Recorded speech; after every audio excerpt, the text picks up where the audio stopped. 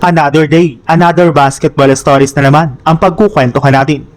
At ngayon nga ay pag-uusapan natin ang balitang pagkapanalo ng Golden State Warriors laban sa Los Angeles Clippers at ang good news sa pagitan ni Austin Reeves at LeBron James.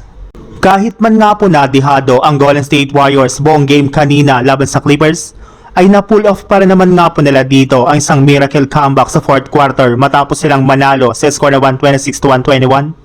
Gamit ang kanilang ginawang scoring run sa huling mga minuto sa paunguna ni Stephen Curry na nakapagtala dito ng 35 points sa kanyang 7 out of 12 shooting sa field goal.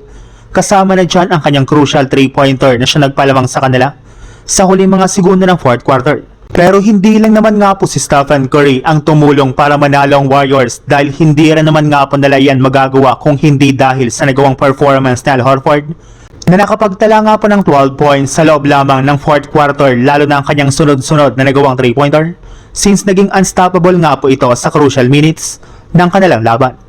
Sa ibang balita naman, desidido nga po talaga ang Lakers na talunin ang Houston Rockets sa kanilang first round series kahit man wala sa kanila sina Austin Reeves at Luka Doncic. Alam nga po nila na ginagawa rin naman nga po ng dalawang ito ang lahat ng kanilang makakaya na makabalik sa kanilang team sa lalong madaling panahon. Lalo na si Reeves na kasalukuyan na nga pong sumasama sa mga ginagawang individual practice ng kanilang kupunan.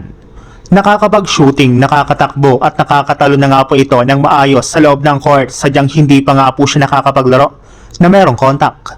Pero isang senyales nga po ito na malapit na nga po siyang bumalik at maglaro sa kanilang team as soon as possible. At habang wala nga po sina Austin Reeves at Luka Doncic, ay mukhang si LeBron James muna nga po ang bahala sa Lakers na inihahanda na nga po ang kanyang sarili sa kanilang magiging bakbakan.